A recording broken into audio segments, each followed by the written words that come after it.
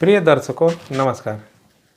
जन्माष्टमी के इस शुभ अवसर पर जिसे कि हम भगवान कृष्ण के जन्म दिवस के रूप में मनाते हैं, सर्वप्रथम हम भगवान कृष्ण को नमस्कार करते हैं और उन्हीं के जीवन पर आधारित कुछ गाथाओं, उनके जीवन के संदेशों के इस वीडियो में प्रवेश करते हैं।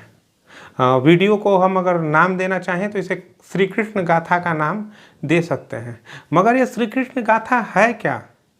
क्यों, अगर हम सबसे पहले इस सवाल के अंदर जाना चाहें तो पहले हमारे मन में सवाल ये आना चाहिए कि भगवान श्री कृष्ण क्या है, कौन है वो और क्या है उनमें ऐसी खास बात कि आज भी सदियां बीत गई, युग बीते, लेकिन आज भी हर माँ अपने बच्चे को कन्हैया या कान्हा के नाम से ही बुलाती है।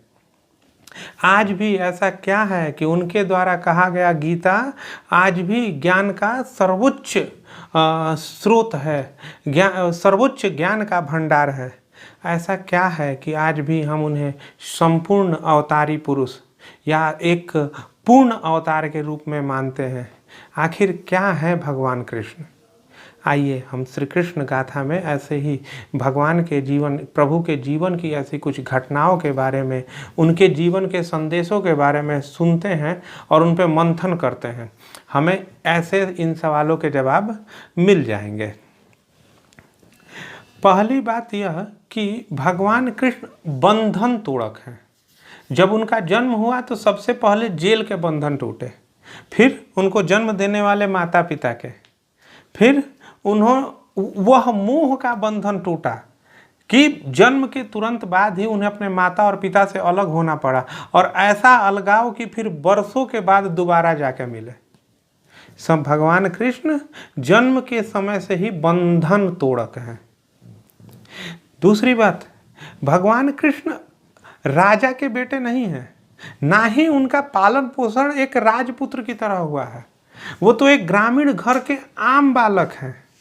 माँ दूध से मक्खन निकाल रही है, दही बना रही है, और एक छोटे से बालक के रूप में प्रभु जो त्रिलोक के स्वामी हैं वो छोटे से बालक के रूप में जाते हैं और माँ के पास से बर्तन में से मक्खन निकाल कर भाग आते हैं। सूरदास ने कहा है, शोभित कर नवनीत लिए, शोभित कर नवनीत लिए, घुटुरुनी चलत रेणु तन मंडित, मुख दधि लेप किए। मतलब शोभित, सुंदर, हाथों में नवनीत मतलब मक्खन लिए हुए हैं, घुटनों के बल चल रहे हैं, और रेणु तन मंडित, शरीर में धूल मिट्टी लगी हुई है, मुख दधि लेप लिए, मुख में, उनके मुंह में दही लगा हुआ है।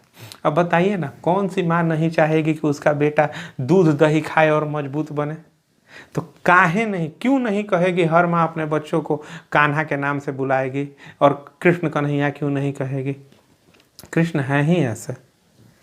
दूसरी बात कि थोड़ा बड़ा होते ही कृष्ण के जीवन पर कंस के द्वारा कई खतरे भेजे गए, लेकिन कृष्ण तो भगवान हैं, प्रभु हैं। उन्होंने उन खतरों का सामना किया, लेकिन अपने अंदर के बचपने को मरने नहीं दिया। वो सामान्य बालक ही बने रहे। बचपन में ही वो प्रभु तो हैं ही। अब चाहे वो बालक रहे, बूढ़े रहे, जवान रहे, या किसी भी भेष में रहे, कृष्ण रहे, राम रहे, बराह रहे, नरसिंह रहे, कल्की रहे, कोई भी अवतार में रहे, वामन रहे, वो तो प्रभु हैं। लेकिन प्रभु ने जब तक वो नर लीला में है, उन्होंने अपने बचपने को, अपने सामान्यपन को खत्म नहीं होने दिया। कृष्ण, भगवान कृष्ण एक बार तो कंस के भेजे गए खतरों को समाप्त करते हैं और दूसरी ओर अपने ग्वाल बाल सखाओं के साथ धेनु चराने, गाय चराने जाते हैं। सूरदास जी ने इस प्रसंग के बारे में कहा है, चरावत वृंदावन हरिधेनु, चरावत वृंदावन हरिधेनु। मतलब कि कृष्ण अपने ग्वाल बाल, अपने सखाओं के साथ वृंदावन में गाय चराने जाते हैं, उनके साथ खेलते हैं, बंसी बजाते हैं, खाना खाते हैं, नाचते हैं, और प्रभु होते हुए भी नर लीला का आनंद लेते हैं और आनंद देते हैं। तीसरी बात, भगवान श्री कृष्ण समाज में परिवर्तन के भी वाहक हैं। वह अपने समय समाज में जड़ हो चुकी परंपराओं को तोड़ते हैं। जो परंपराएं उन्हें अच्छी नहीं लगती उन्हें तोड़ते हैं और नई परंपराओं की शुरुआत करते हैं। गोवर्धन पूजा वाला प्रसंग याद करिए, क्या किया है भगवान ने उसमें? उन्होंने अपने समाज में जड़ हो चुकी एक धार्मिक परंपरा को तोड़ा है और एक नई परंपरा की शुरुआत की है। वह नई परंपरा को कुछ लोग प्रकृति पूजक परंपरा कहते हैं या जो भी कहें। महत्वपूर्ण ये है कि जो चीज़ जड़ है उसे छोड़ देना चाहिए और जो चीज़ अगर अच्छा है, कोई नई चीज़ अच्छी है तो उसे स्वीकार करना चाहिए। भगवान के गोवर्धन पूजा वाले प्रसंग से इस संदेश को निकाला जा सकता है। कृष्ण इस रूप में जड़ता के विरोधी और नवीनता के वाहक हैं, इसलिए तो भगवान कृष्ण कृष्ण है। चौथी बात, अक्सर कई बार कवियों ने लिखा है कि भगवान कृष्ण के जाने के बाद गोकुल में गोपियाँ, राधा, यशोदा माँ, नंद बाबा सबकी स्थिति विरह में खराब हो गई थी। वो कृष्ण को, भगवान कृष्ण के जाने के बाद उनकी याद में उनको बुरा लग रहा था, विरह हो रहा था, उन्हें आंसू निकल रहे थे। लेकिन बहुत कम जगह यह जिक्र आया है कि भगवान श्री कृष्ण भी विरह में थे। किसको बुरा नहीं लगेगा? अपना बचपन से जहाँ हम पले बढ़े, जिसके साथ रहे, जहाँ माँ बाप संगी साथी गांव घर, श्री राधा जी, गोपियाँ सब छोड़ के मथुरा में गए हैं, किसको बुरा नहीं लगेगा? लेकिन प्रभु कृष्ण इसलिए ही तो भगवान है कि वो अपने प्रेम के ऊपर कर्तव्य को ज़्यादा महत्व देने के लिए, प्रेम के ऊपर अपने कर्तव्य को ज़्यादा महत्व देते हैं और महत्व देने के लिए वो मथुरा में रहते हैं। भगवान श्री कृष्ण ने बाल लीला की है, लेकिन वो सिर्फ बाल लीला करने तो आए नहीं थे। उनके आने का मकसद था परित्राणाय साधूनाम विनाशाय च दुष्कृताम। अब वो गोकुल में रहते तो ये होता नहीं, इसीलिए भगवान मथुरा गए ताकि वो जिस उद्देश्य के लिए आए हैं, परित्राणाय साधुनाम विनाशाय च दुष्कृताम, मतलब कि दुष्टता करने वालों का विनाश करने के लिए। श्री कृष्ण ने वो किया भी, लेकिन ऐसा नहीं है कि उनमें विरह नहीं है। उन्हें भी अपने घर से, अपने माँ नंद बाबा, यशोदा माँ, अपने संगी साथी श्री राधा जी, इन सब से दूर होने का उन्हें भी दुख था। कभी विद्यापति लिखते हैं एक जगह, जिसमें भगवान कृष्ण के मुख से ही ये उच्चारण करवाते हैं, रही रहल दूर हम मथुरापुर एतहु सहेउ परान। मतलब कि हम दूर मथुरापुर में रह रहे हैं फिर भी, और यह मेरे लिए असह्य है, ये मुझे भी इस बात को मतलब सहन करने में मुश्किल हो रही है कि हम मथुरापुर से दूर रह रहे हैं। लेकिन कर्तव्य अपनी जगह है, प्रेम अपनी जगह, और भगवान खुद ये संदेश देना चाहते हैं कि कर्तव्य ज़्यादा महत्वपूर्ण है, उसे उसका ही कर्तव्यों का पालन ही करना चाहिए।